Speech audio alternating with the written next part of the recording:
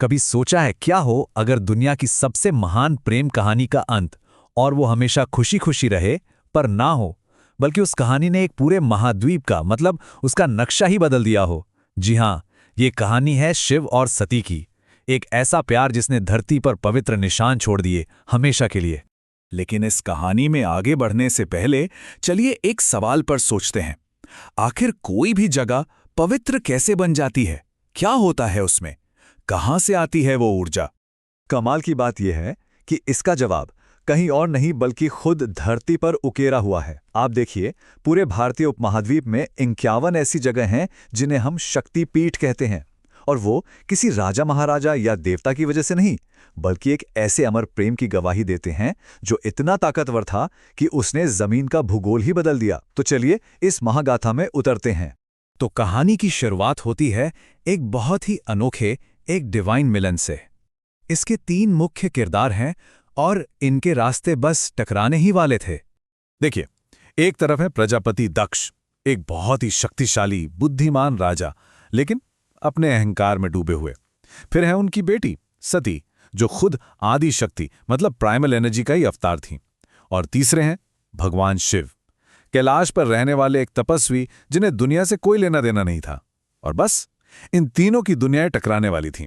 अब सती जो थी वो बाकी राजकुमारियों जैसी बिल्कुल नहीं थी। उन्हें ना गहनों में कोई दिलचस्पी थी, ना राजपाट में।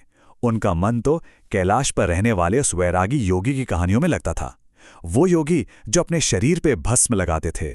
और बस यहीं से असली टकराव शुरू होता है। देखिए, दक्ष चाहते थे कि उनकी बेटी की शादी किसी बड़े आलीशान राजा से हो जो उनकी अपनी शान को और बढ़ाए। लेकिन सती का दिल तो उस चीज पर आ गया था जिससे उनके पिता, कह सकते हैं, नफरत करते थे। एक तपस्वी जिसके लिए दौलत और ताकत का कोई मतलब ही नहीं था। तो जब दक्ष ने उन्हें समझाने की बहुत कोशिश की, सती ने बिल्कुल अलग रास्ता चुना। उन्होंने सब कुछ छोड़ दिया, खाना, घर, सब कुछ, और शुरू कर दी कठोर तपस्या। बस एक ही लक्ष्य था, एक ही धुन थी, शिव को अपने पति के रूप में पाना। और जानते हैं, उनकी भक्ति की आग इतनी तेज थी कि तीनों लोग उससे प्रभावित होने लगे थे। और फिर आखिरकार उनकी वो अटूट भक्ति सफल हुई। भगवान शिव खुद उनके दृढ़ संकल्प को देखकर प्रकट हुए और उन्हें अपनी पत्नी, अपनी अर्धांगिनी के रूप में स्वीकार कर लिया। पूरे ब्रह्मांड में जश्न मनाया गया। लेकिन इसी खुशी के पल में एक बड़ी त्रासदी के बीज भी बो दिए गए थे, क्योंकि सती के पिता दक्ष अपने इस तपस्वी दामाद को अपनाने के लिए तैयार नहीं थे। और यहीं से कहानी एक बहुत ही दुखद मोड़ लेती है, जहां एक पिता का अहंकार अपनी ही बेटी के गहरे दर्द की वजह बन जाता है।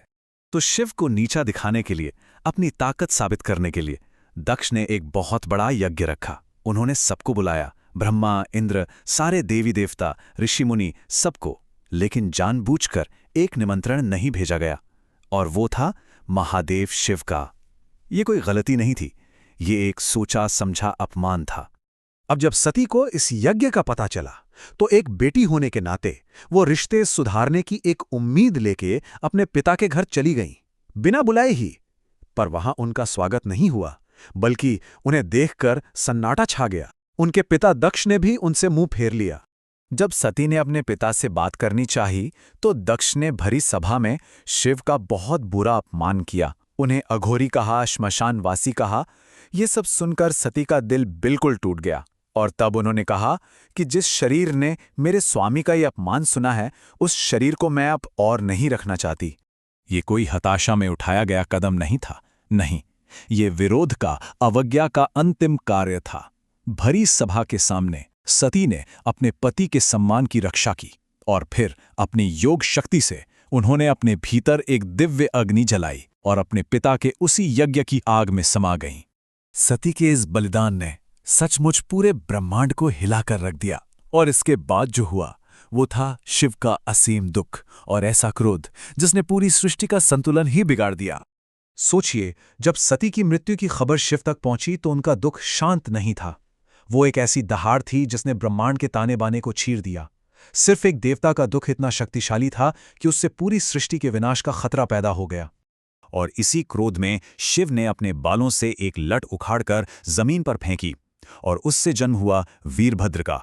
वीरभद्र कोई आम योद्धा नहीं था।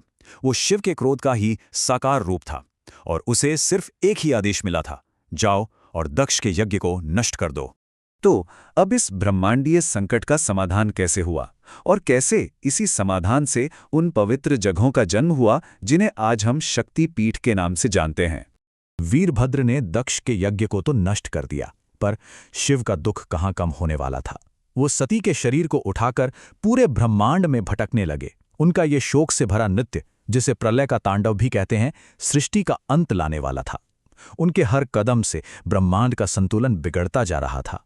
ब्रह्मांड को बचाने के लिए आखिरकार सभी देवता भगवान विष्णु के पास पहुंचे। तब विष्णु ने अपने सुदर्शन चक्र का इस्तेमाल किया और सती के शरीर के अंग एक एक कर धरती पर अलग अलग जगहों पर गिरने लगे। ये बहुत जरूरी था शिव को उनके दुख से बाहर निकालने के लिए और सृष्टि को बचाने के लिए। और सती के शरीर का जो भी अंग धरती पर जहां जहां गिरा, वो जगह उनकी दिव्य ऊर्जा से भर गईं और हमेशा के लिए पवित्र हो गई। और इसी तरह जन्म हुआ शक्तिपीठों का। जैसे कामाख्या में जहां उनकी योनि गिरी, वहां सृजन और उर्वरता की पूजा होती है, या ज्वालाजी में जहां उनकी जीभ गिरी, वहां दिव्य सत्य का वास है। मतलब ये सिर्फ जगह नहीं है, ये उस अमर प्रेम के जीवित हिस्से हैं।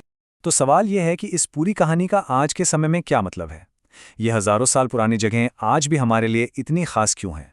और ये समझना बहुत जरूरी है कि शक्तिपीठ किसी की मृत्यु या दुख के स्मारक नहीं है, बिल्कुल नहीं।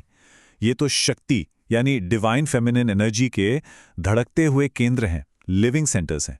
ये इस बात का सबूत है कि सच्चा प्यार कभी मरता नहीं है, बल्कि अपना रूप बदलकर हमेशा हमेशा के लिए ऊर्जा का एक स्रोत बन जाता है। और हाँ, जैसा मैंने कहा, सती की कहानी उस आग में खत्म नहीं हुई थी। असल में वो तो एक नए अध्याय की शुरुआत थी। बाद में उन्होंने ही पार्वती के रूप में दोबारा जन्म लिया और फिर से कठोर तपस्या कर शिव को पाया। ये कहानी हमें यही तो सिखाती है कि हर विनाश के बाद ही नया सृजन होता है। तो आखिर में ये सवाल हमारे लिए है, अगर एक प्रेम कहानी एक पूरे महाद्वीप का भूगोल बदल सकती है, उसे पवित्र स्थलों से भर सकती है, तो जरा सोचिए आज के दौर में सच्ची भक्ति और समर्पण में हमारी दुनिया को बदलने की कितनी ताकत होगी।